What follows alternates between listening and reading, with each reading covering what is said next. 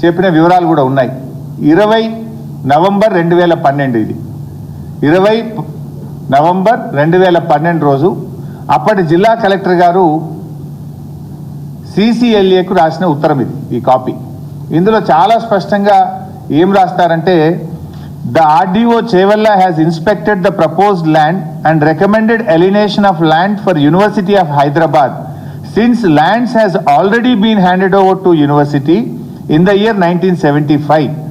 As seen from the inspection reports, the structures are located in the University of Hyderabad enclosed as Annexure 1.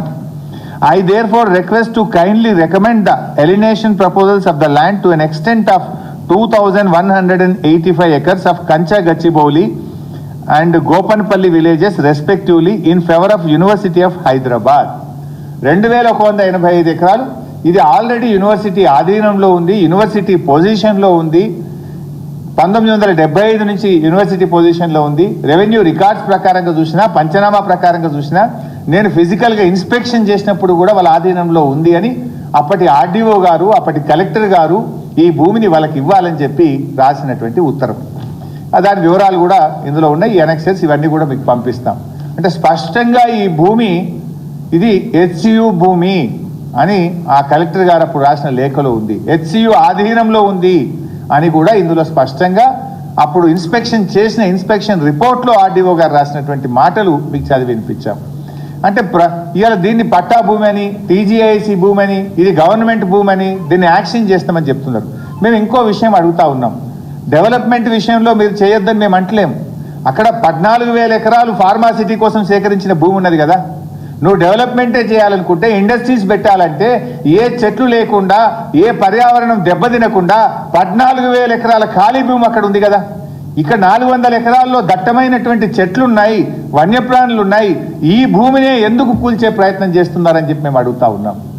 ఇవాళ ఈ భూమిని కుదబెట్టి రేవంత్ రెడ్డి ఏం చేసిండంటే already 10,000 కోట్ల రూపాయలు అప్పు తెచ్చిండు.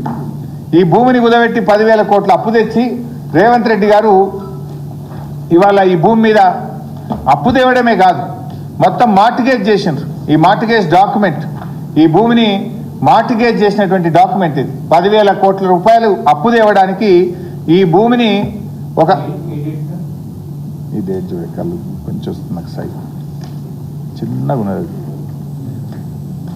ఒక లెటర్ ఉంది కదా, అసెంబ్లీ లెటర్ ఉంది కదా, రైట్. ఈ భూమిని డేట్ కూడా ఇస్తాను. రిజిస్ట్రేషన్ ఆఫీస్లో మార్టిగేజ్ చేసినారు. డేట్ ఉంటుంది 2024 నవంబర్ 13, నవంబర్ 22 నవంబర్ 2024, 22 నవంబర్ 2024 నాడు ఈ భూమిని కుదబెట్టు రిజిస్ట్రేషన్ ఆఫీస్లో 10,000 కోట్ల రూపాయలు అప్పు తెచ్చింది. ఇందులో ఇంకా దుర్మార్గం ఏంటంటే, ఈ అప్పు ఇప్పియడానికి ఒక మధ్యలో బ్రోకర్ ఉంటాడు కదా. ఈ అప్పు ఇప్పియడానికి మధ్యలో బ్రోకర్గా వ్యవహరించినటువంటి వ్యక్తికి 169,83,00,000 లంచం ఇచ్చింది. లంచం అంటే బ్రోకర్ ఫీజు ఇచ్చింది. అప్పు ఇప్పించిన బ్రోకర్కు 169,83,00,000 బ్రోకర్ ఫీజు కట్టింది ఈ ప్రభుత్వం అప్పు ఇప్పించినందుకు. ఇది నేను ఉత్తరం చెప్తాను. ఇది అసెంబ్లీలో నేను వేసిన క్వశ్చన్కు రాతపూర్వక సమాధానం, రాష్ట్ర ప్రభుత్వం ఇచ్చిన డాక్యుమెంట్. ఇది నా సొంత కవిత్వం కాదు. నేను స్పష్టంగా ఇందులో ఏమడిగినా అంటే,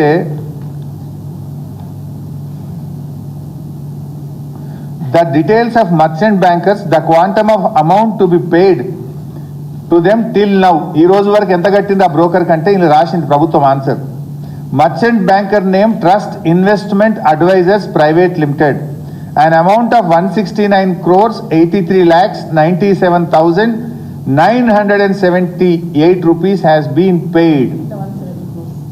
దాదాపు 170 కోట్లు అప్పిప్పించిన బ్రోకర్కు వీళ్ళు డబ్బులు లంచం ఇచ్చిండ్రా, మరి ఫీజు ఇచ్చింది. ఇది రేవంత్ రెడ్డి ఘనకార్యం ఏంటంటే, అప్పు తేవడానికి కూడా బ్రోకర్లను పెట్టుకొని ఆ బ్రోకర్లకు 170 కోట్లు ఇచ్చిండు. ఇది రేవంత్ రెడ్డి నిర్వాకం. ఇప్పుడు ఆ భూమిని తెగనమ్మాలి, ఆ భూమిని అమ్మి ఇంకో 40,000 కోట్లు తేవాలని చెప్పి మళ్ళీ ప్రయత్నం చేస్తున్నాడు. అంటే ఈ రకంగా రాష్ట్ర ప్రభుత్వం పూర్తిగా ఇవాళ బుల్డోజ్ చేస్తూ నియమ నిబంధనల్ని ఉల్లంఘించేటువంటి ప్రయత్నం ఇవాళ రాష్ట్ర ప్రభుత్వం చేస్తూ ఉంది. ఇవాళ సుప్రీంకోర్టు స్పష్టమైన ఆర్డర్ ఇచ్చింది.